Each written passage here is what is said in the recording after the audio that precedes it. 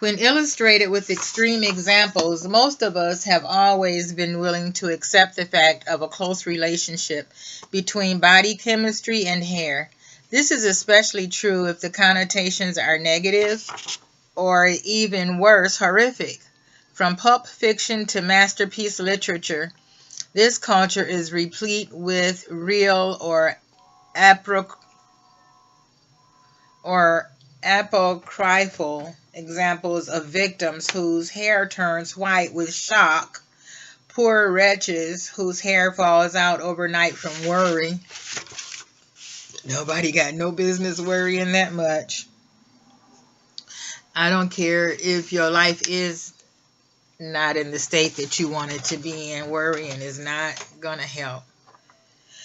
If we believe such sensational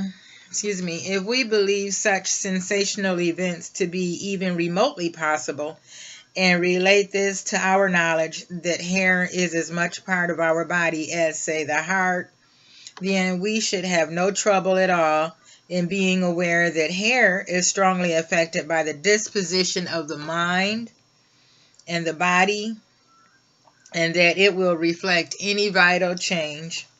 Changes such as deterioration on account of age or illness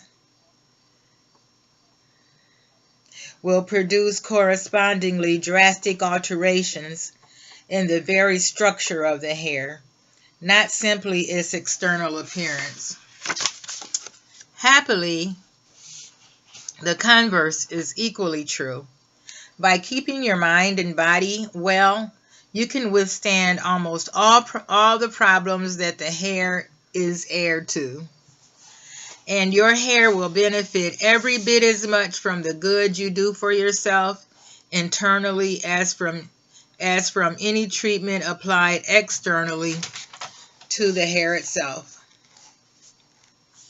That is why this book contains as many prescriptions for hair health that primarily act on the total body as prescriptions for the hair itself.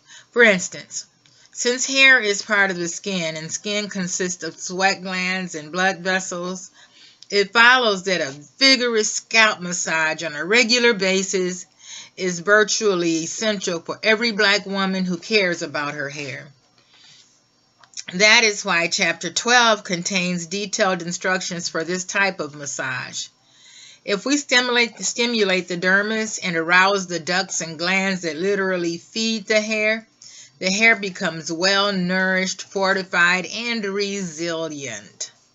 Our scalp may tighten for any number of reasons. Tension is one. Hair cannot grow well from a tight scalp. If the muscles, fatty tissue, and epidermis are properly exercised, the best machine for this is 10 lively fingers. Not only will the scalp relax and the flow of natural oils be regulated, but also we will experience a release of tension. What is good for the mind and good for the body is good for the hair. Anything that has a detrimental effect on our overall well-being will influence the way our hair looks and acts. Doctors tell us, and as black women, we only wish it were true, that hair grows approximately 1 inch every month. A true figure for us would be between 1/4 and 1/2 an inch every month. The slow rate of growth of our hair can be attributed to rough treatment more than to any inherent factor peculiar to our type of hair.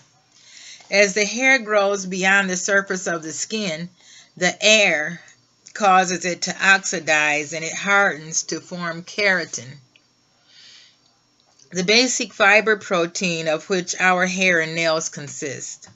I stated that the hair shaft had 3 layers. The core or medulla is made of cells of soft keratin. Despite prodigious research, much about the nature of the medulla is still unknown. In very downy hair, it is completely absent. The hair that babies are born with, called lanugo, has no medulla. In weak hair, the medulla is usually not continuous but broken in places along the hair shaft. The spaces where it is absent are sometimes filled with air bubbles, and some scientists think that these contribute to the change in color that produces a gray appearance. The cortex, or thick middle layer, is really where the action is. Among other things, it contains most of the pigment, that which gives its color. It is the chemical properties of the cortex that account for the nature of our hair straightening and perm waving procedures. The cortex is resistant to strong acids, but is readily acted upon by alkali. The degree to which any process is well accepted by the cortex, and thus the hair, is largely determined by the condition of the cuticle, the outermost layer. The cuticle consists of a multitude of tiny overlapping scales, very thin, with no natural color. Under a powerful microscope, a typical cortex looks somewhat like the trunk of a palm tree. If the scales lie absolutely flat to the shaft, then the hair is not porous, and in order for the cortex to receive the chemicals that are intended to change the nature of the hair, as in tinting, waxing, waving, and some conditioning treatments, the strength and nature of the application of these chemicals have to be strong enough to penetrate the closed cuticle layer. Other types of hair exhibit cuticle scales that are raised abnormally high. This can be an inherited characteristic of the hair, but more often than not, it is a result of damage to the hair because of improper conditioning and treatments. When the scales are raised in this way, they should give a shredded appearance. They should give a shredded appearance to the hair shaft, and the hair is said to be very porous. This kind of hair absorbs almost anything very quickly, including water. Water, oils, creams, and the chemicals found in penetrating tints and relaxers. This is not the optimum condition for the hair, because such hair also tends to be brittle and incapable of utilizing the absorbed elements.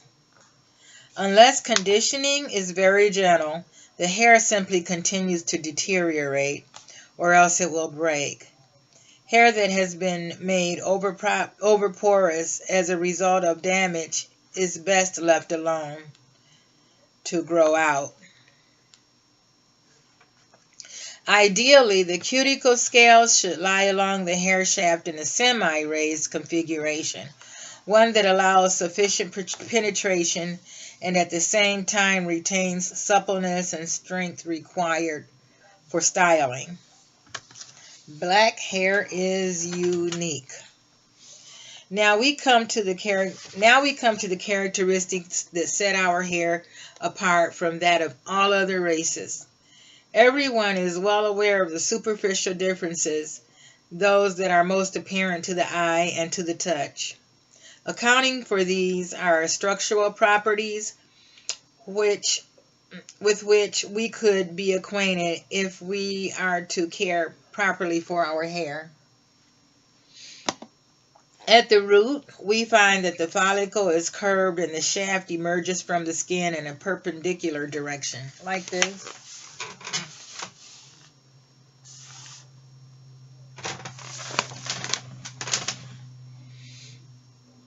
In most Caucasians, the follicle is straight, and the hair shaft emerges in an acute angle. The curved follicle and the angle of emergence of the hair shaft create the tight curl that distinguishes our hair. So what she's saying is, by our hair coming out of the shaft like this, It comes out into a curl, and then the hair continues to coil on around, coil, coil, coil. And then that's what we call the nap, because it's curly, curly, curly hair. And so we call it nappy.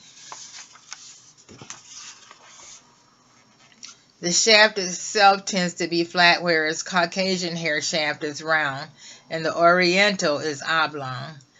And you know, the Oriental hair is heavy hair. It's not exactly like Caucasian hair. It's heavy and it's straight.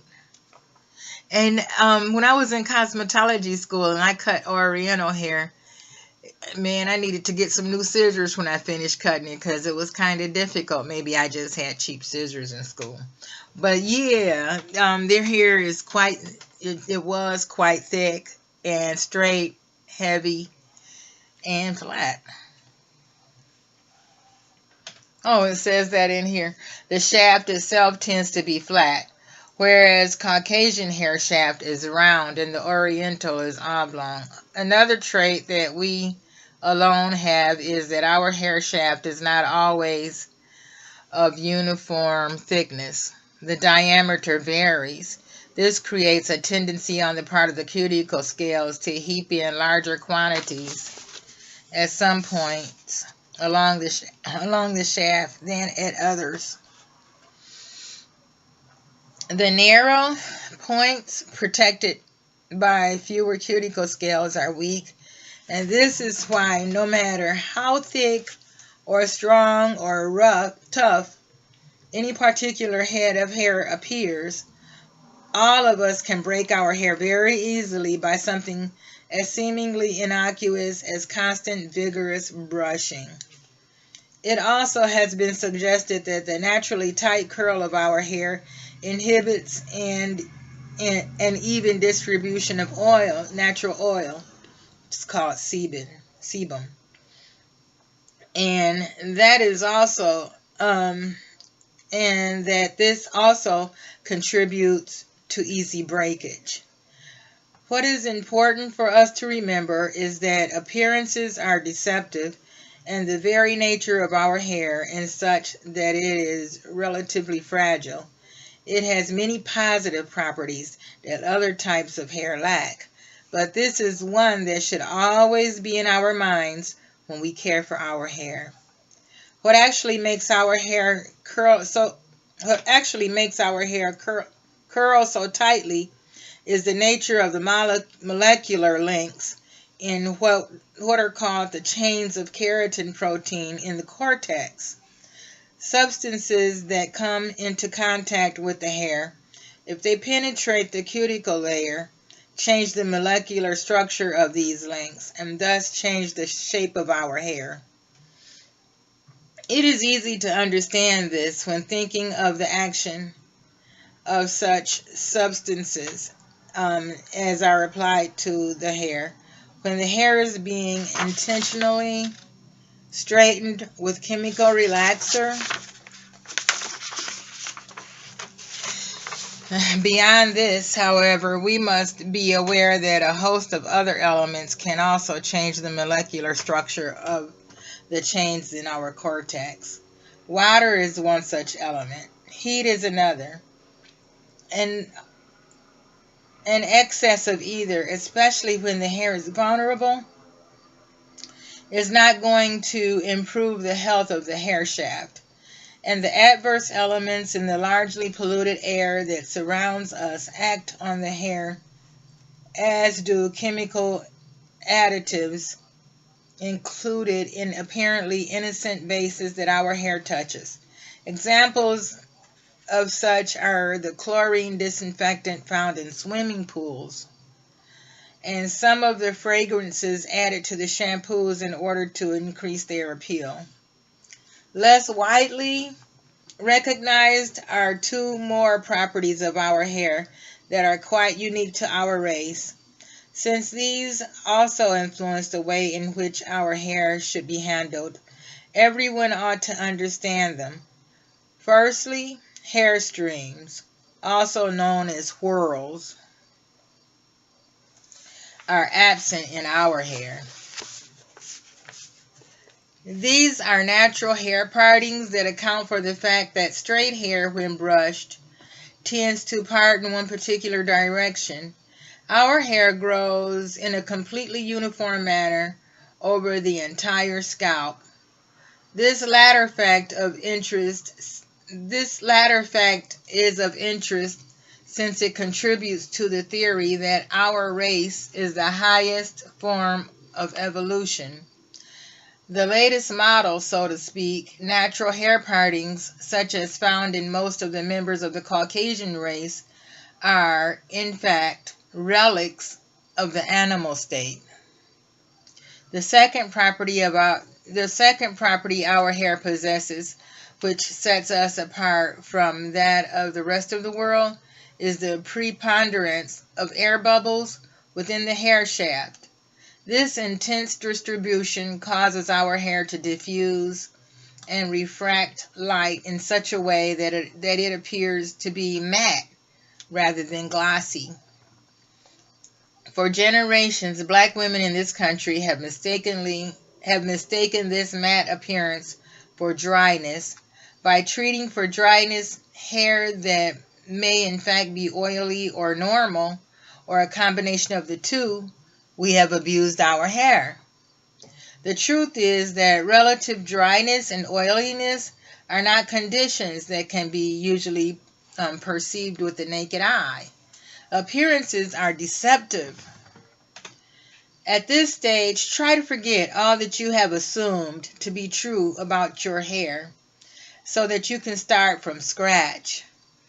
As I will demonstrate in the following chapter, which deals with how to analyze your hair characteristics, no two black women have the same hair type. It is inappropriate to draw conclusions based on myth and assumption. For instance, ask a white person to list the essential characteristics of black hair, and they might well supply the following: coarse, tough, curly, thick, black. But we ought to know better. First of all, only a small percentage of black women have hair that can be graded as coarse, and that no coarser than is found on the female of most Semitic peoples. Far from being tough, our hair is, as I have already tried to indicate, fragile. Curly it is, but the shape, tightness, and strength of the curl vary enormously from woman to woman. It is not, on the average, measurably thicker or thinner than the hair of any other race. As to its color, the hair of most black women ranges between very dark brown and auburn. Few of us have truly black hair. The reasons our hair is unique. In so-called civilized societies such as ours, hair has lost the functions for which it was designed by the evolutionary process. These functions included protection, temperature control, and comfort, a pillow. In our sophistication, we assign it new functions such as decoration and identification. As modern black women, we use our hair for adornment and self-expression, and any drawbacks that we feel it may have in fulfilling these functions are entirely due to the fact that it was designed for more serious purposes. Our ancestors, those who preceded us by tens of thousands of years, lived a natural existence in a tropical climate, free from the burdens of pollution and the temptation of over-purchasing consumer products. For them, perhaps the very newest types of human being, our hair was ideal. No hair is better than ours to withstand the equatorial heat waves of the noon sun. The scalp remains ventilated but not overexposed. Its dark color, like that of our skin, evolved in order to retard the sun's heat in just the same way as the European in cold northern climates evolved a pale skin, the better to absorb what frugal rays of sunshine reached those lands. To appreciate fully how well constructed our hair is, just consider what the white person has to wear in order to duplicate the function of our hair when wishing to avoid sunstroke or heat prostration. The elaborate headdress of both the pith helmet, the Great White Hunter, and the kepi, French Foreign Legion, varieties do a much less adequate job of restraining the damaging ultraviolet rays of the sun than our hair can do alone. Furthermore, our hair is constructed to allow the scalp to breathe, even though the head is closely covered. Curly versus straight. At a certain point, cultural evolution became more important than physical evolution, and humankind learned that there were other ways to control the temperature than by the anatomical change. Clothing and travel are just two such ways. In our case, travel was involuntary. We did not choose to live in North America. Now, here, however, we have adequate protection from the sun. Our hair is not required to perform the function for which it is evolved. Because of this, in another 100,000 years or so, it may develop other characteristics. Right now, we can choose to wear our hair in whatever way we want, regardless of the environment. That freedom may be tempered in some situations by enforced prejudice, school dress codes, and job requirements. Overall, though, we have a choice. The afro or natural style of wearing our hair, as I discussed in Chapter 1, is one that a certain number of people, white as well as black, consider to be more authentic than any other. It is, in fact, a way of styling our hair based on the way it grows naturally, but since the black race has been dressing its hair in a multitude of different ways for thousands of years, many of which involve versions of straightening process, there is no need for us to adhere to the natural or for any reason other than individual preference for it as a style. Not an environmental necessity, nor should it be a political necessity. As those of us who wear or have worn our hair in a natural length for any length of time know, it is a remarkably time-consuming style to maintain unless the hair is fairly short. Extremely large natural styles are often as impractical as the fingernail that Chinese emperors never cut in order to prove that they did no manual labor. On many black women, unstraightened hair, correctly groomed, and of a length appropriate to the features of the individual is extremely beautiful, both aesthetically and as a proclamation of sisterhood. But I pity any black woman who feels obliged to wear her hair thus, especially if it looks unbecoming, simply because she believes any alternative would be white. From antiquity to the present day, black women have pioneered hair fashions. In many ways, our hair is much more manageable than that of other races, and ours has the great advantage of being able to hold every conceivable type of style. A brief look at the history of world hairstyles since long ago, Nubian sisters inaugurated hairstyling, reveals a clear preference for styles that require the hair to be neither straight like Oriental or Caucasian hair, nor curly like ours. What women seem to have strived for, century after century, is a loose wave. This cannot be identified with the natural hair growth pattern of any particular race and is, in fact, a style that most every woman in the world must go to considerable lengths to obtain. The hair has to be either relaxed, as in our case, or permanently waved, as in the case of many white and Oriental women. Now, having defended our right to wear our hair in any way we choose, I must add this.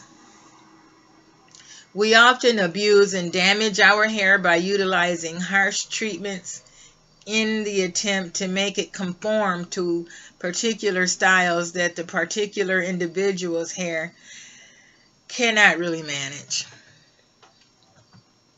A well-kept, natural, regularly shampooed and conditioned is possibly the healthiest style for our hair.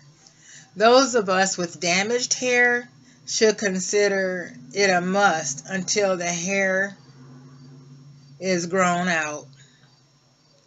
All women with soft, porous hair should let it rest from treatments at least once a year and wear it natural for at least a month.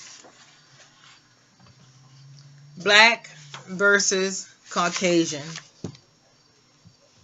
Forgive me for harping on the virtues of our hair, but so many of us, or our mothers and grandmothers, have had an inferiority complex about our hair being worse looking and harder to manage than that of white women.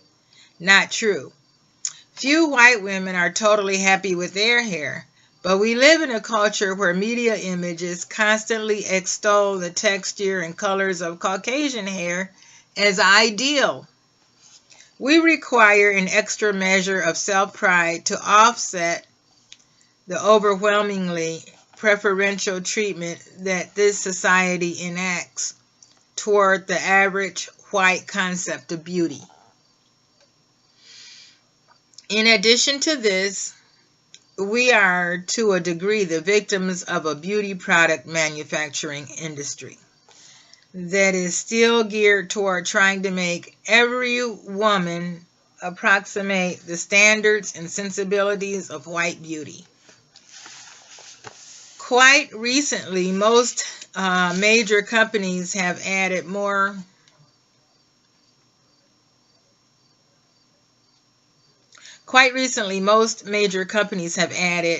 products for black hair to their existing lines of white-oriented items. But with few exceptions, all that is new in the color of the model on the packaging. Not that all such products are bad for our hair, but most are only advertised and promoted as being for us. Few were developed exclusively for our hair.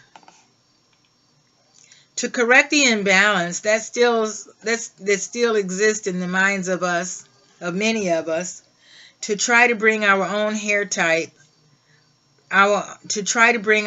type of hair into the esteem it should enjoy, I simply offer the following theory. Our hair is actually better than white. Why? Number one, take a look at our elderly sisters. Compare their hair to that of older white women. Our hair clearly has the capacity to grow stronger, longer. Number two, no white woman has the choice of styles that most of us have. By relaxing our hair, we can wear every style that the white woman craves. And in addition, we have our own magnificent range of natural styles and cornrow designs. With this in mind, we must all admit that by and large, our hair is fragile and does require gentler treatment than that of white women. Not all of us know this, and some of us who do still fail to act upon it. We can wreck our hair by assuming it to be stronger than it is. If we judge our hair by look and feel, it is easy to equate those qualities with toughness. The line of thinking that follows, often disastrous, is something like this. Oh, well, my hair may not be as fine and silky as I want. At least I can relax it and tint it as much as I want. You won't have any hair. No black woman can afford to think like that. The biggest problem that we have with our hair is not the way it looks or the way it grows, but what we are doing to abuse it with harsh treatments, styles that tear it from the follicles, and shampoos that are either too frequent or not often enough. If there were many properties exclusive to our hair and therefore shared by all black women, there would be no point in this book. It is also true that no two heads of hair are alike. Even on the same head, the hair varies in strength and quality. There is only one way to permanently free yourself from worry about your hair, and that is to treat it right. The way to treat it right is to identify exactly what kind of hair you have and follow the regimen that I set. And so we will be continuing this book at a later date. Love you, fam.